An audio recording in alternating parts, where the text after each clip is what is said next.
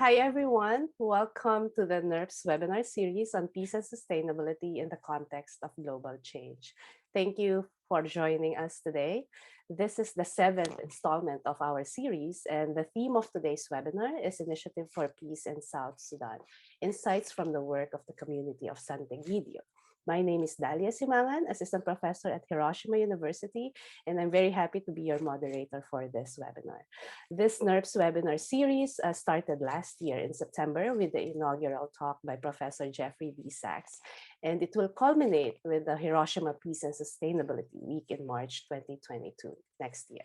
It will be a week for students, academics, practitioners, private and public stakeholders coming together at Hiroshima University here in Japan to share research, innovations, and projects related to peace and sustainability.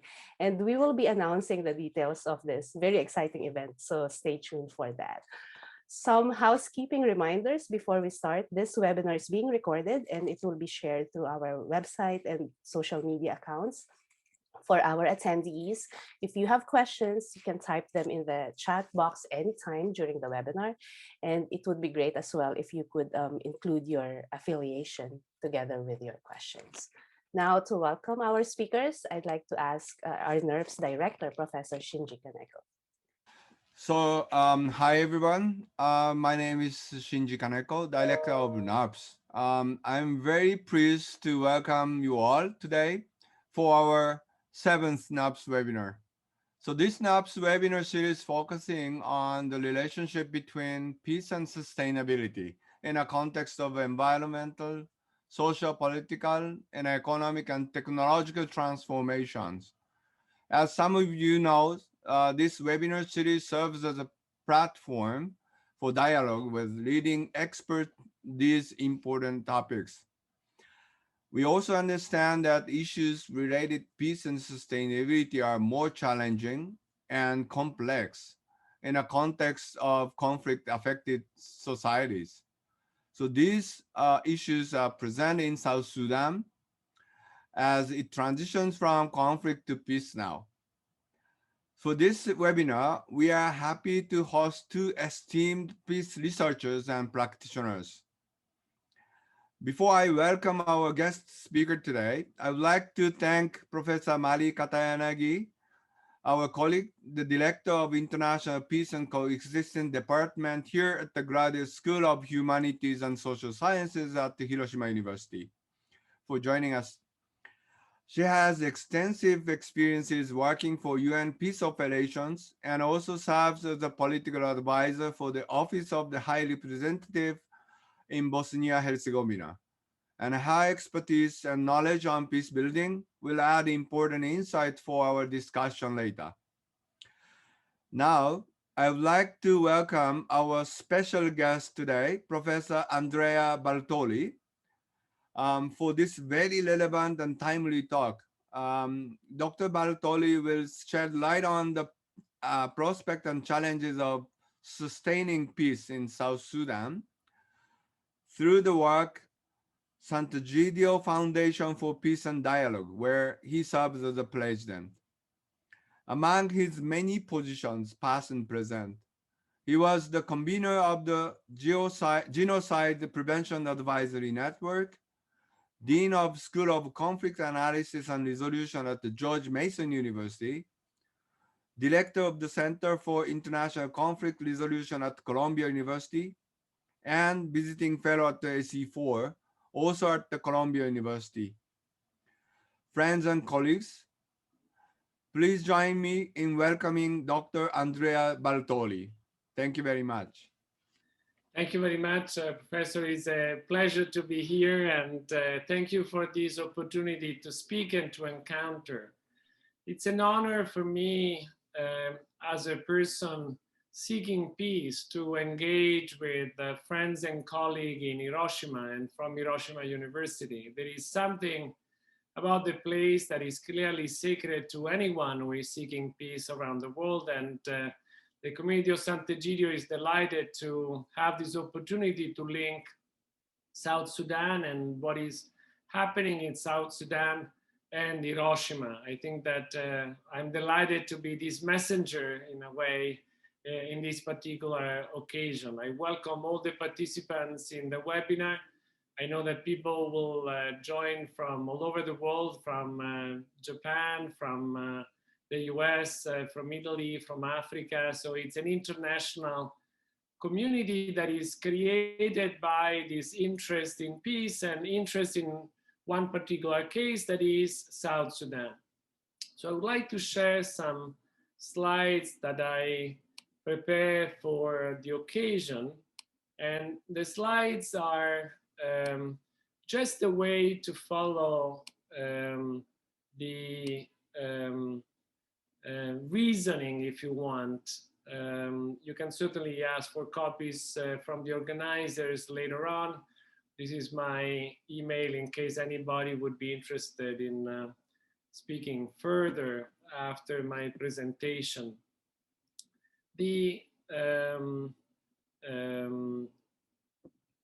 theme that we gave to the title that we gave to this presentation is Initiative for Peace in South Sudan, Insight from the Work of the Community of Sant'Egidio. And it's important to realize that this initiative is a word that is very intentional, because there is a peace process in South Sudan that is led by IGAD, and Sant'Egidio is simply participating in supporting that peace process and is doing a very intentional piece, adding some elements to a process that has been tortuous and difficult and in many ways surprising.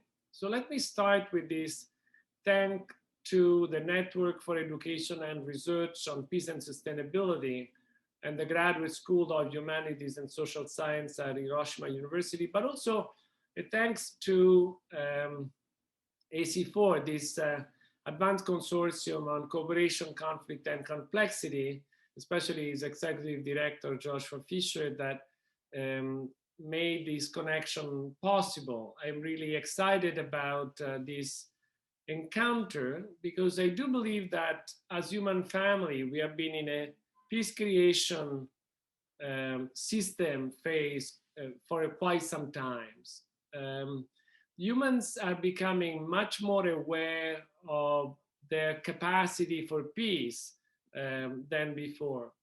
And I think that it's important for us to grow this awareness through the study of actual cases, as in the case of South Sudan, especially when the cases are so difficult as South Sudan, especially when the experience of the emergence of peace is so surprising as in the case of South Sudan.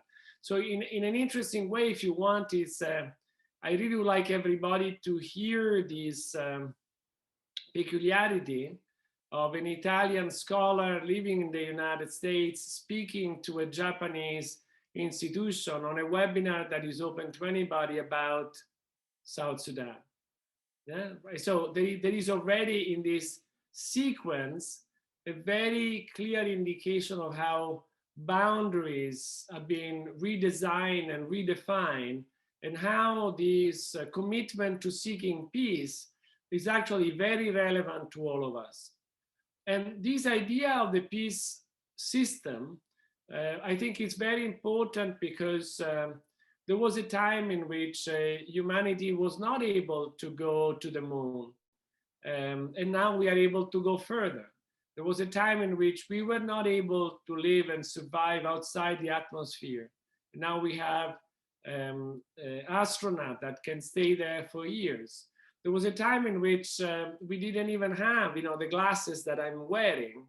And yet people were continuously trying to change and transform and identify new ways to grow and experience something that was possible and good for all. So I really insist on this idea of the peace system, because I think that indeed we are acquiring new capabilities, and fast and shared learning is one of them. So I was delighted to accept this invitation to speak with you in this webinar, because I think that the webinar framework is in itself a very interesting responsibility for all of us. as Community of Sant'Egidio, we are convinced that it's important to accompany the peace process in South Sudan, and specifically the initiative of the Community of Sant'Egidio, with awareness and interest from different parts of the world. And we are always eager to encourage learning about South Sudan, and especially about the peace process in South Sudan anywhere around the world. So I'll be delighted to speak with colleagues and students and researchers even further after the webinar, if possible and needed.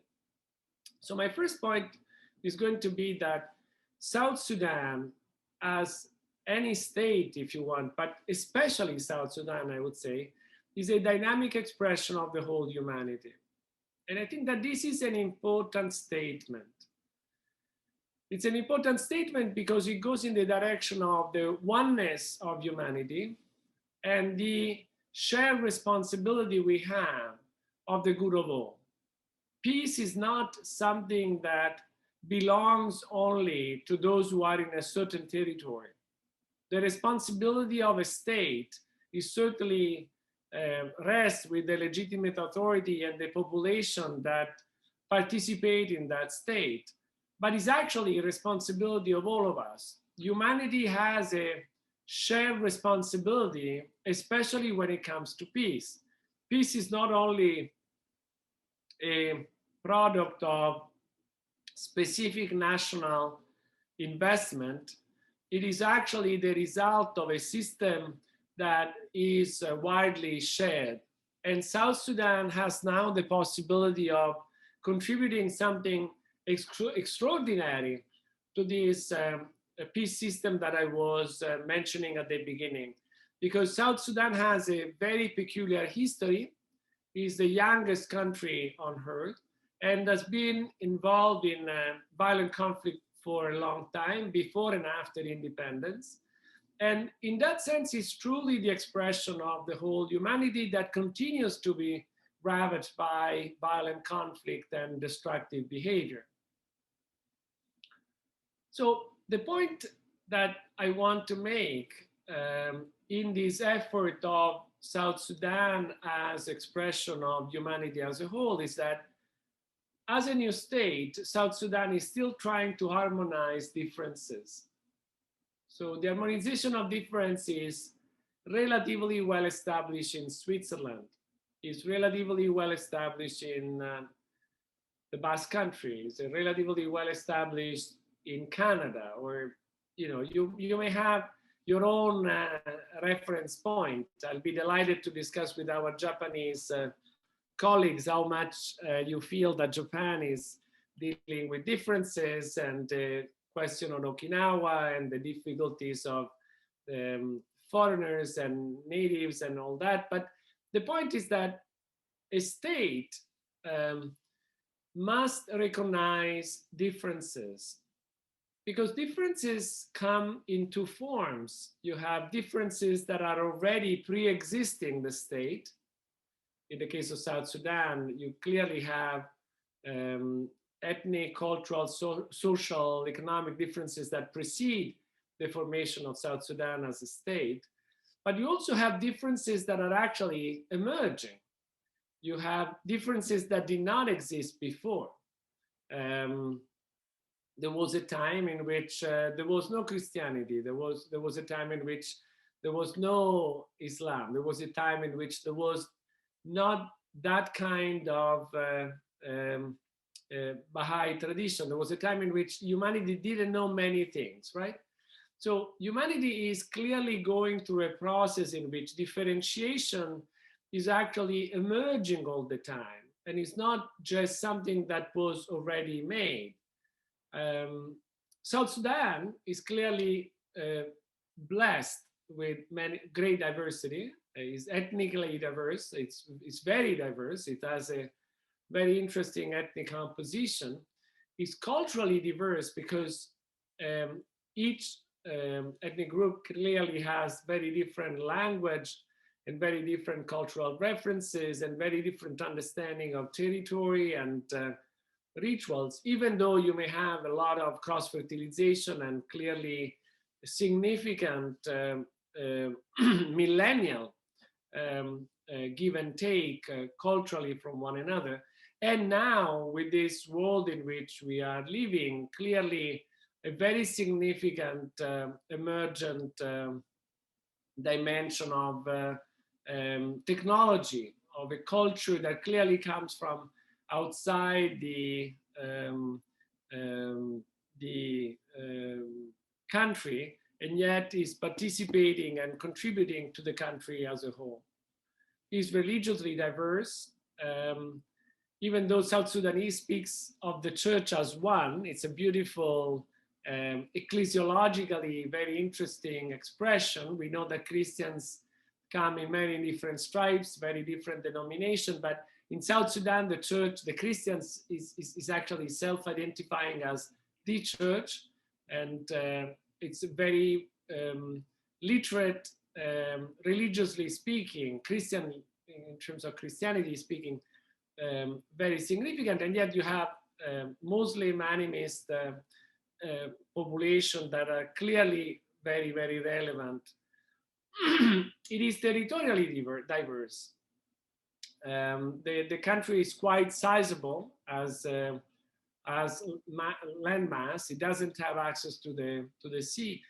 But the point of the territoriality is important because it creates very different patterns of life. You know, one thing is to be cultivating your land and being stable, and one thing is to move your animals and be used to a very nomadic flow of life. So you can make the point that South Sudan is blessed with diversity, or you can make a point that South Sudan is cursed by diversity. In a way, too much diversity, or a diversity that is difficult to handle. And yet, I have no doubt that South Sudan is trying to be stable, peaceful, and prosperous. I have no doubt because I see the effort of the population. I have received over and over again confirmation that every time there are serious talks, every time there is engagement, this is also when the Community of Sant'Egidio has been involved, the violence actually is reduced significantly. So there is no doubt that the use of violence is a possibility and certainly a legacy of the past, but it's not a necessity or is not irreversible. South Sudan is clearly trying to be stable, peaceful, and prosperous. And we have been all startled by Pope Francis begging the leaders to seek peace for all.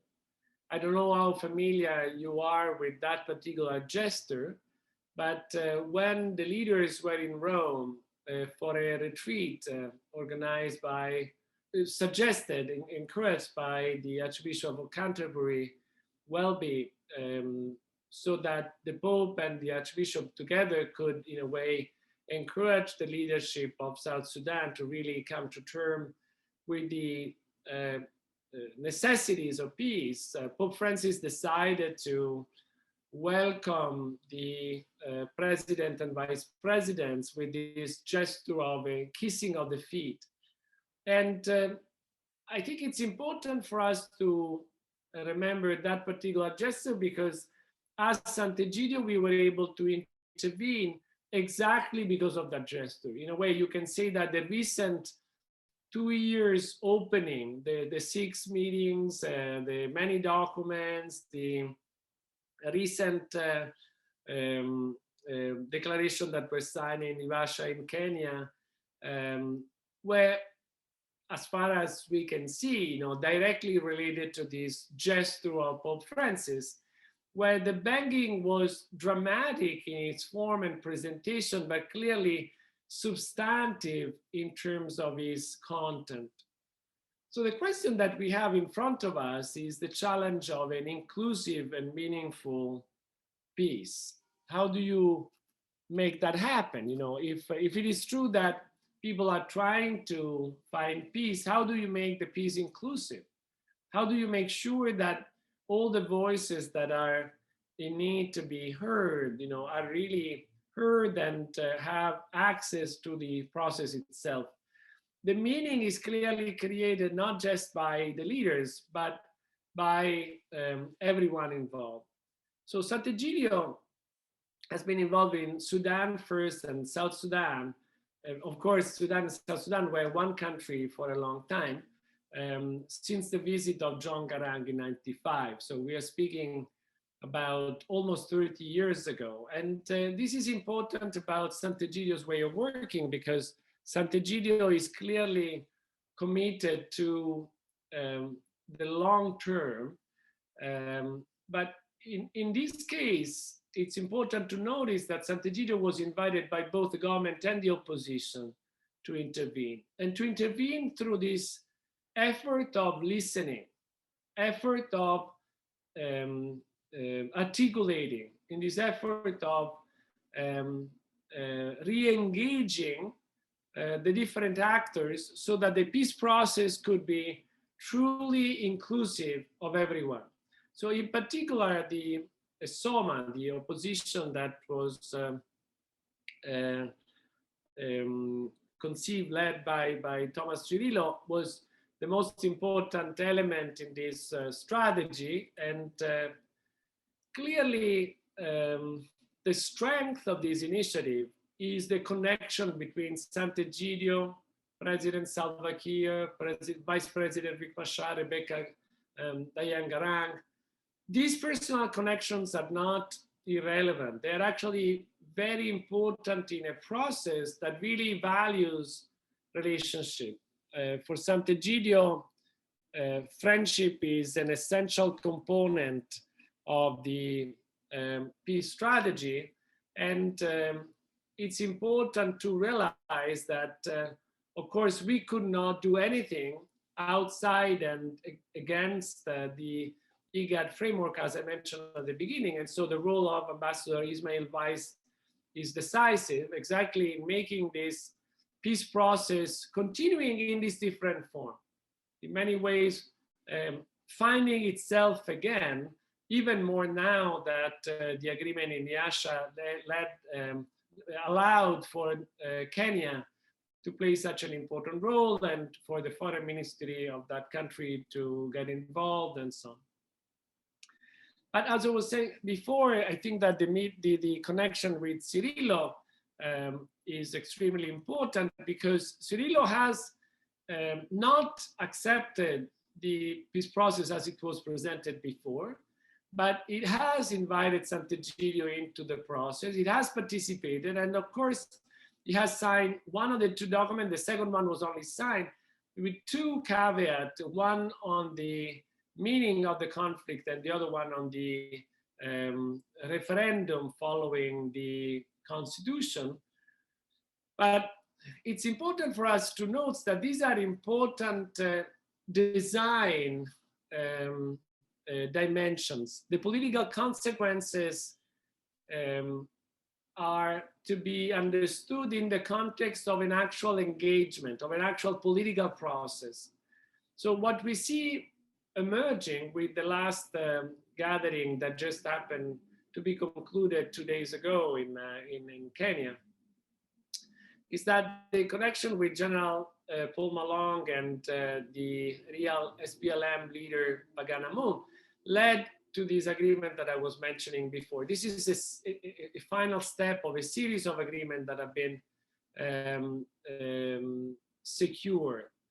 And they are secured by Sant'Egidio as an original international actors, because Sant'Egidio is, on one end, an expression of the Catholic Church, on the other, a new emergence of an identity, of a subjectivity that is trying to respond to the responsibility of history. Sant'Egidio believes very deeply that we all share in this responsibility, that history is not made by someone else. History is not made only by the powerful. History is not only made by those who think that they can decisively determine history by using violence and destruction. we believe actually that the responsibility of history calls us to an attitude of listening and attentiveness that gives space to understanding that would be impossible if that friendship, if that attentiveness was not in place. So one of the reasons of my accepting this engagement with Hiroshima University is because I do believe that South Sudan is in need of attentive listening from all over the world. That South Sudanese will need to speak more about the peace process that is emerging in their own country.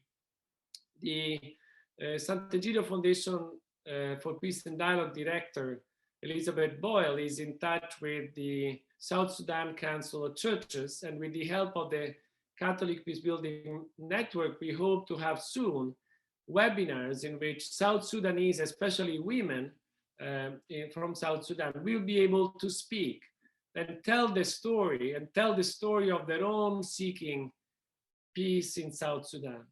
And I hope that in many ways, this will be the beginning of a collaboration with Hiroshima University, because I do believe that this responsibility of history is actually shared with everybody, not just confined to one country or one organization as Sant'Egidio. So I would stop here for the moment, because I feel that the responsibility is really what is coming, is a responsibility of the future, and I really look forward to hearing the comments to my presentation and the question and answer. As I said, I'll be delighted to share my slides with anyone who wants to have copy. The Secretariat of the webinar has copy of it, and I'll be delighted to respond to any question. Thank you. Thank you very much, Dr. Baltoli. Now I'd like to invite Professor Marika Tayanagi to kick off the discussion for this webinar. Okay, thank you very much, Dr. Baltoli, for your presentation based on your rich experiences in South Sudan. First, I would like to note that your talk has been all the time positive, despite the difficult situations in South Sudan. And I suppose that this kind of positiveness is really important to deal with difficult mediation. And also, I do support your point of the responsibility of history, that we have to be engaged in conflict situations in different parts of the world. We have to keep our attention to problems in different parts of the world. So in Hiroshima as well, although the main focus of Hiroshima is about abolition of nuclear weapons, I think we also need to pay attention to different problems in the world. And what I'd like to ask you particularly, thinking of your expertise, is what is the most important point of confrontation among different factors in the different groups in South Sudan? We all know that there were promises which were broken repeatedly, and that's why this, people keep suffering, ordinary people keep suffering in this country. So I'd like to ask the point of confrontation, and then what do you believe that the strength of faith-based organization is in this kind of mediation in internal armed conflict? There are many organizations now, I think, actively engaged in different conflict situations. And I think some of them are very successful, including yours. So I'd like to ask your view on this strength of faith-based organizations in mediation. And I'm sure that you have noted that the most recent International Crisis Group's report named your organization especially hoping that your organization can mediate in solving the problems in Equatoria. So if you could add anything on particular mediation efforts in this region of South Sudan, that would be great.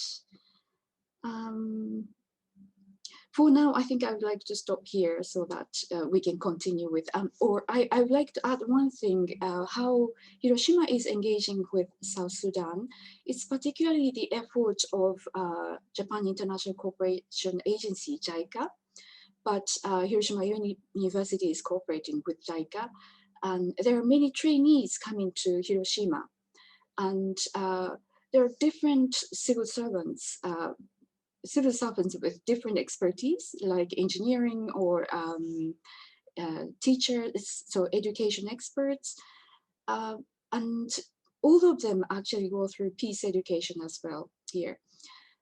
And what I hear from JICA and people engaged in this kind of training is that South Sudanese trainees are very much impressed by the situation in Hiroshima, because people in the world have the image of devastated Hiroshima, but once they visit here, then they can see differently built Hiroshima. And that gives actually people coming from conflict-affected areas a hope that one day their cities and their country may be rebuilt in the same way. So this is just to share the information with you, and yeah, I'd like to have your feedback. Thank you. Thank you. I really appreciate your comments, and I certainly acknowledge my positivity. Right? It's my positivity is a choice, right? I could easily present a portrait of South Sudan that is very gloomy. I could easily present a portrait of South Sudan that is very negative. I could say many things about South Sudan that would justify negativity, right? So you picked up on something very, very clear. So there is a choice on my part. And so the choice on my part is not to hide what is not working, but is to reveal and encourage what is working. So it's important for me to say, when the parties engage in negotiation, the violence is reduced dramatically. This is statistically proven. This is clear to many. So that's an interesting association, right? That you see that when parties are actively engaged, their propensity to use violence, their capacity to do violence, their decision to do violence decreases significantly. Well, that tells us something, that there is a link between violence and non-communication. When the lack of communication is actually partially a choice, partially a product, and that the violence is actually a sort of final effect of a cumulative expression of separation and hostility. So I'm saying this just because Sant'Egidio clearly is not naive. So we are not peacenik in a sense that we are just simply hoping for peace to come. We are really dedicated to building peace and to seeking peace and to making peace where peace is needed by those who can avoid making peace. So this is a very important point, that Sant'Egidio doesn't work in a way in peace advocacy. We are not hoping that someone else will make peace. We are really making peace with those who have a choice in front of them and can say, okay, in front of this situation, I can escalate and become more violent, or I can de-escalate and become more engaged in the dialogue. And our effort is to make sure that the second choice is chosen. So you mentioned this report by crisis group, and you're right that there is this recognition that especially on Equatoria, the areas that is controlled by General Cirillo and NAS, and there is a significant hope, that this process may lead towards a different kind of equilibrium and so on. But it's clear to Sant'Egidio that the responsibility for peace rests with the actors themselves.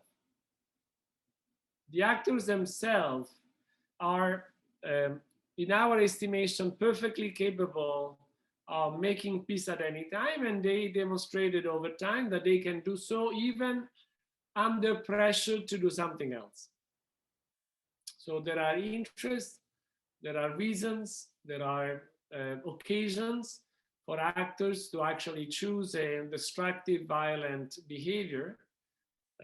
South Sudan was quite significantly violent in several instances. There were numbers of deaths, and there are, thousands of refugees and all that. But the question is that the same actors can see the reasonableness of another path. So the role of Sant'Egidio is to highlight this possibility. So I am delighted that you picked on the first point of positivity, because you ask why, what are the main points of contention? And the issue in South Sudan is that is really the nature of the state.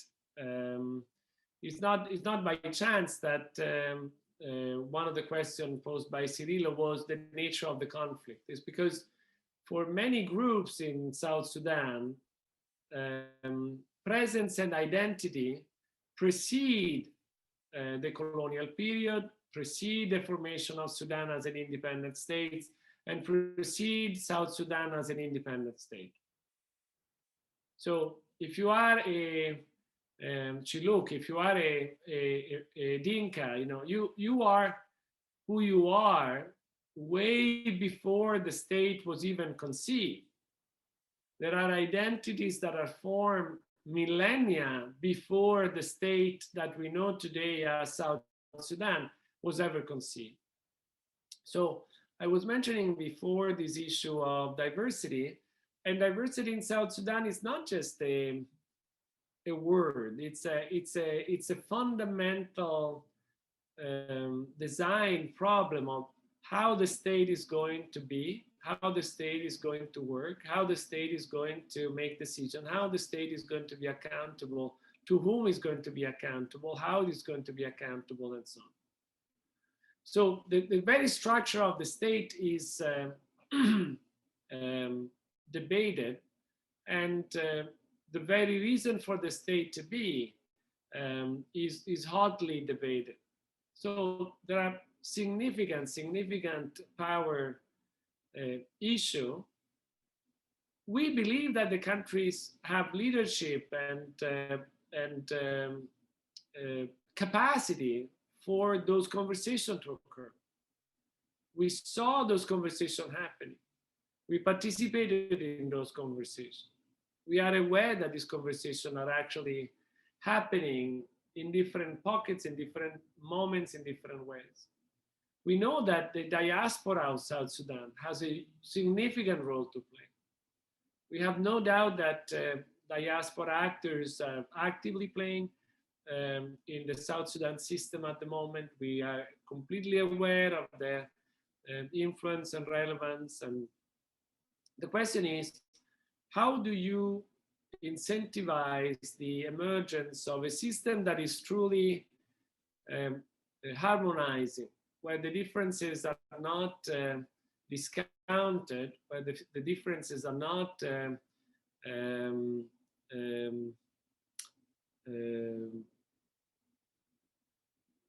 demonized, they are not perceived just as negative, they are not branded as spoiling something, but where the differences are acknowledged as a fundamental building block of a system where everybody has a voice, everybody has a way to contribute, and everybody is recognized in that capacity to contribute.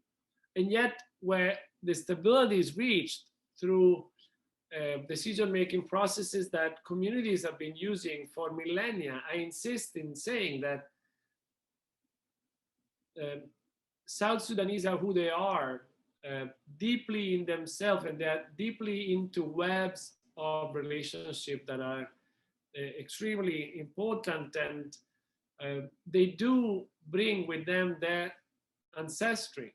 The ancestry is actually alive in South Sudan in many, many different ways. You mentioned this role of religious actors, and you were wondering if I could elaborate on the efficacy and relevance of religious actors. I think that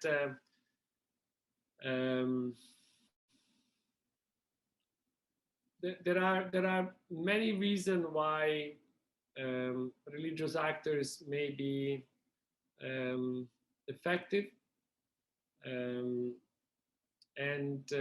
I think it's good for us to remember that Gandhi was very religious, that Martin Luther King was very religious, that many peacemakers, Dag Hammarskjöld, was very religious. It's very clear that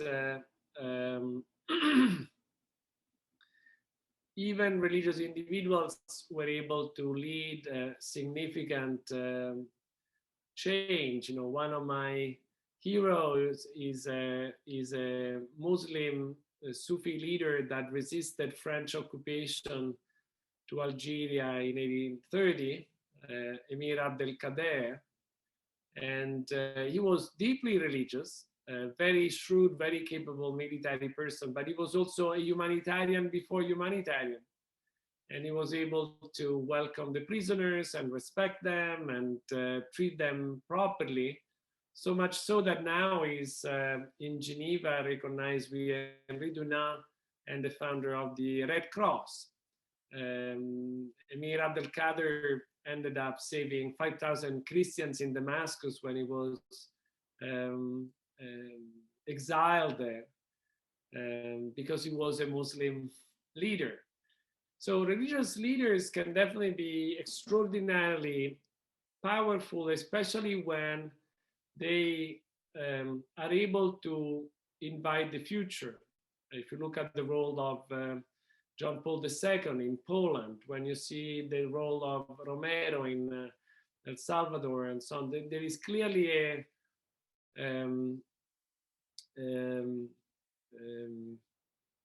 but the marches of Kosanandas in Cambodia, you have Thep Vong, monastic leader that was able to re-engage the Buddhist tradition in Cambodia. There are many examples of religious leaders. I think that the important thing is the capacity to serve everyone. Is the capacity for the religious group to really serve the good of all, not just mine, not just those who are close to me, but rather everyone. And I think that that leap into universality is a fundamental turning point. I think that also religious group obviously needs to be measured by their result, what they are achieving.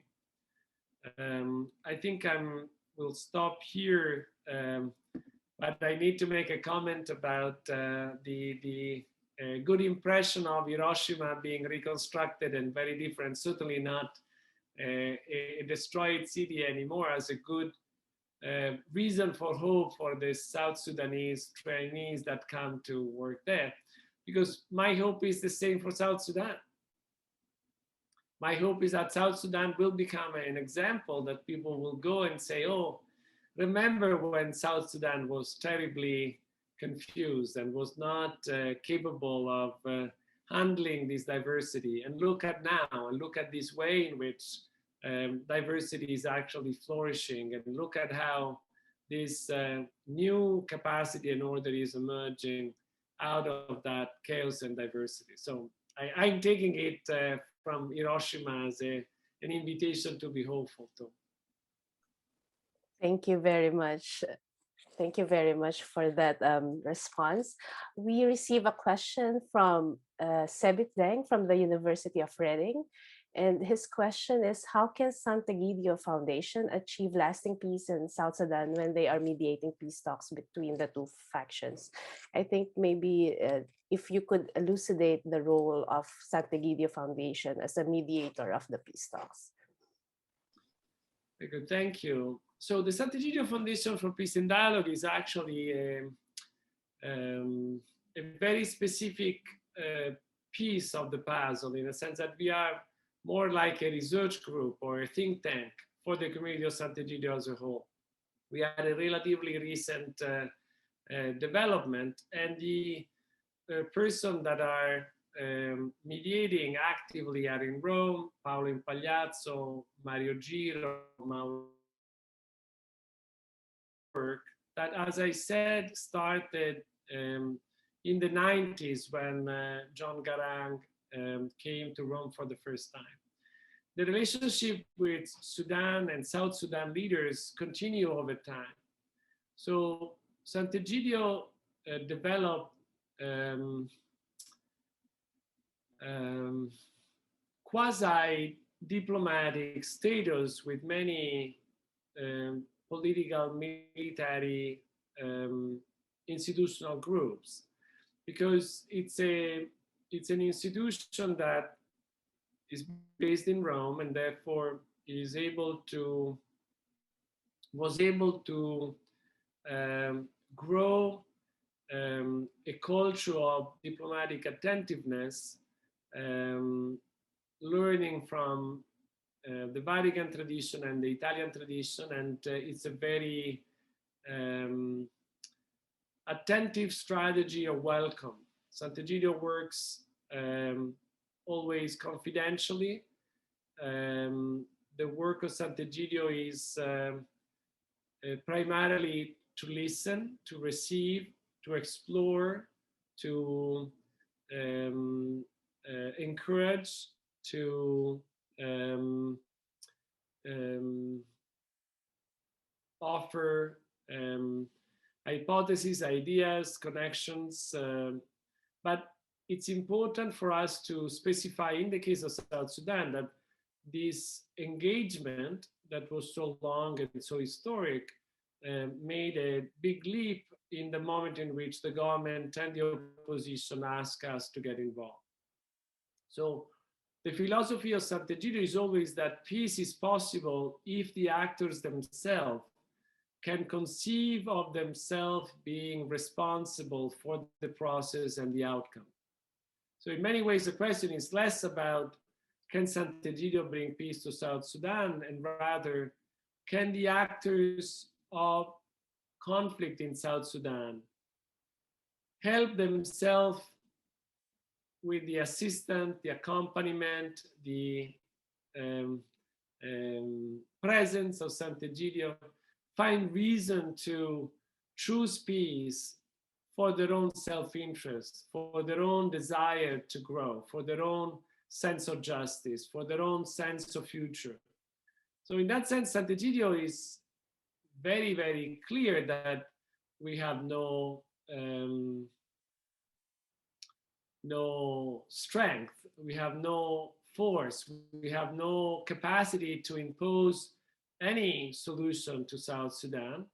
And the only capacity we have is to help the South Sudanese leadership first, and then population at large, to find themselves in this capacity for self-control and decision. So what we are doing is simply going through these processes of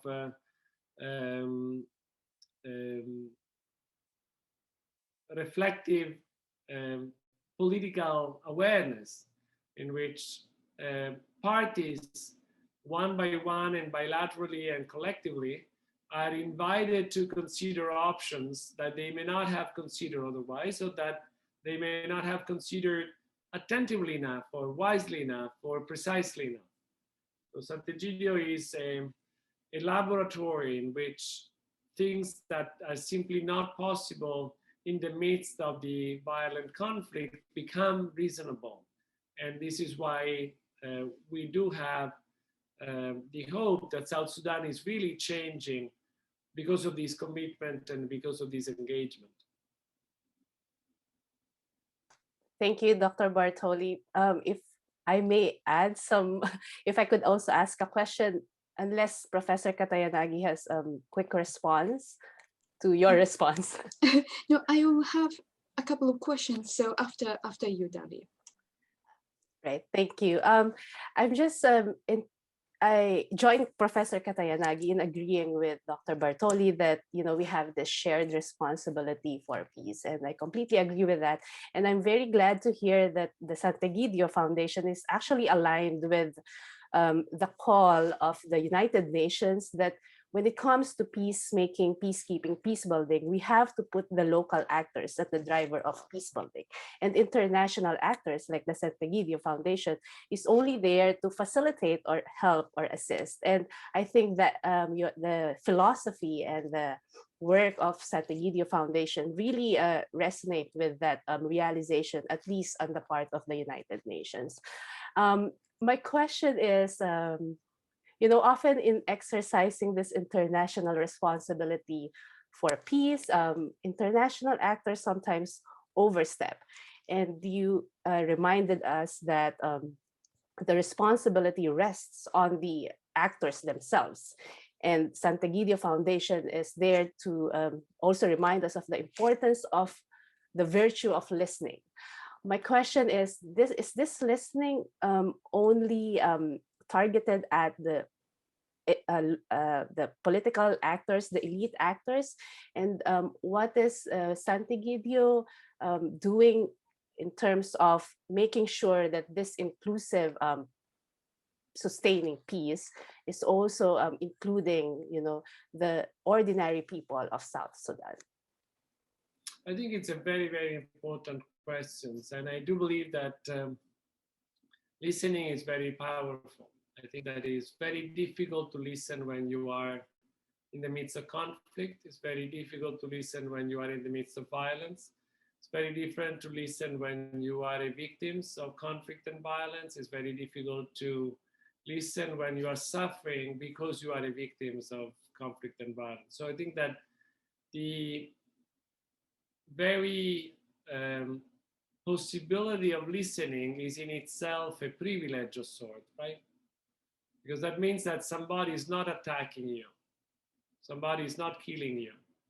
If somebody were to try to attack you and kill you, the chances of being able to listen are much reduced.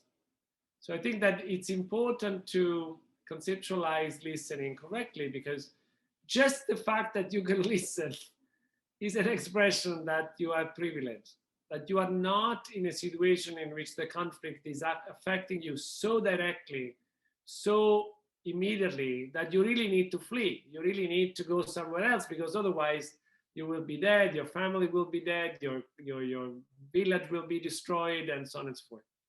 So I think it's important for us to realize that listening requires certain conditions. That is not possible to listen if I am shelling you, if I am sending you mortars and so on and so forth. In order to listen, I need to put my weapons down. I need to create an environment in which listening is really possible. So this is why listening is so powerful, because listening has its own discipline. Listening requires certain things. In order for listening to occur, certain other things needs to happen. Now, the first form of listening that Sant'Egidio engages in is clearly confidential and bilateral. Is somebody coming and saying, well, this is what is happening, this is what I see, this is what I am concerned about, this is my hope, this is... But one thing is to say something to somebody privately, and one thing is to say something to the three of us, right? There is a leap in the capacity of the meaning to come across if I were in conflict with you. It would be much easier for me to speak with a professor and much more complicated to speak with you. And so the capacity of listening is transformed when the three of us are able to create a space in which the three of us can listen to one another. So I mentioned that at the end of my presentation, this effort that we are doing, this is really work of the Sant'Egidio Foundation for Peace and Dialogue. We are really working with young Americans. Young Americans are blessed by this access to media and internet and time and many other things and curiosities and things. And so creating listening circles within American universities to pay attention to what is happening in South Sudan. And so we are hoping to have actors, especially women, being given the possibility of tell the stories to a sympathetic audience, an audience that may not necessarily know much about South Sudan, but is simply interested in the testimony that comes from somebody that is going through the conflict and is actually ready to tell the story. It's a little bit of an experiment. It's something that Sant'Egidio didn't do in the past, but we believe that South Sudan is an interesting case, and it's really a case that is inviting us to be more creative, to add this more engaging and communicative structure in addition to the traditional confidential diplomatic work. So our hope is that by doing that, more women will be able to speak, more students will be able to hear, more stories will be able to be heard, and the peace process as a whole will be strengthened. Thank you very much.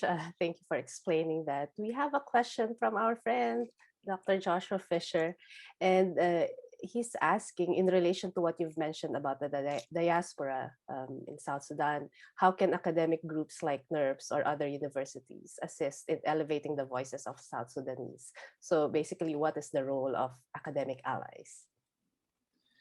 I think it's very important. I do believe that actually academia has a tremendously important role to play, exactly because academic institutions have a mandate to know. You know, they are, in a way, areas where knowledge is not only allowed, but is expected. You know, people are paid to know. Actually, I'm delighted that Dr. Fisher is participating in this, because we are starting conversation with AC4 and partially with Notre Dame and the Matrix program, because in South Sudan, the obstacle to knowing are enormous. It's not easy to know. It's not easy to know what is happening. It's not easy to know, especially when violent accidents occur. Who is doing what? What is the meaning of episodes, and so on and so forth. So I would say that there is certainly an important role of academic institution in reaching out and listening to diaspora. There is also a role of academic institution to try to understand and address the constraint to knowing. What makes knowing so difficult? And I do think that, speaking of that peace system that I was mentioning at the beginning, academic institution will play an enormous role in that emergence, in the emergence of that particular system. Thank you. I'm so sorry that we're running out of time, but Professor Katayanagi, if you have final comments or remarks. Okay, actually, I have a question. Oh, question. I have actually two questions. One, the third one was about local voice, and it was already partly answered. So one question, simple question is the modality of your engagement, your Sant'Egidio's engagement. So do you, for example, provide technical assistance in a way to show the options of, for example, political system? I think that one of the most important issues discussed is the power sharing or devolution of power and so on. So do you do that kind of technical assistance as well? And The second point is about the identity that you mentioned, and I'm sure that you don't want to put forward your own opinion because you think that the solution has to be found by the local stakeholders. But where or how do you see the way to own our identity and come to peace in South Sudan? Thank you. So I'm definitely 30 seconds each on this very important question. And as I said, we'll definitely continue. But on the technical assistance, I would say that Sant'Egidio's long tradition is to engage personally and institutionally. So it's less about a program of allowing technical assistance per se, but rather accompanying leaders that are honestly very often very shrewd and very capable, important politicians of different kinds, to explore what they feel is needed for them. And so we had over the years very different answers to very different problems. So we are really more than technically oriented, we are more relationally oriented. And so when you realize that there is something that is emerging in that particular relationship that makes sense, then we are clearly open to explore those options.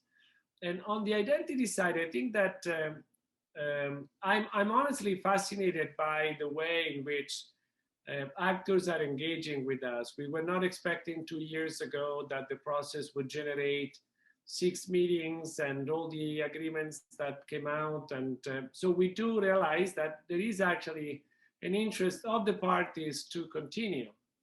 My hope is that this webinar, in a way, will contribute something to that effort, and that we will speak more and again about South Sudan as a good news for many. Thank you. Thank you so much. I really apologize that we're running out of time. We have, yes, maybe we can exceed 2 more minutes. Thank you for our attendees for sticking with us. Personally, what I learned here is that when it comes to seeking peace, we can remove these boundaries that you mentioned earlier in your presentation, the boundaries that divide us. And we have this shared responsibility for peace, because peace in South Sudan is also peace everywhere. So personally, that's what I learned. Thank you very much for this incisive, excellent discussion. Thank you very much, Professor Katayanagi, for your comments and questions. Definitely, we will continue this very important discussion somewhere else and some other time.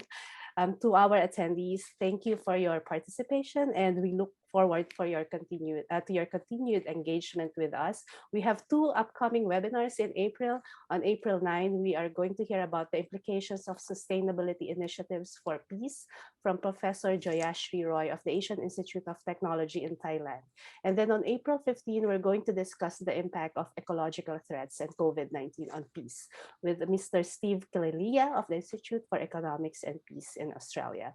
You can learn more about our upcoming webinars and other events through our website, www.nerps.org, and you can also follow our updates through our social media accounts.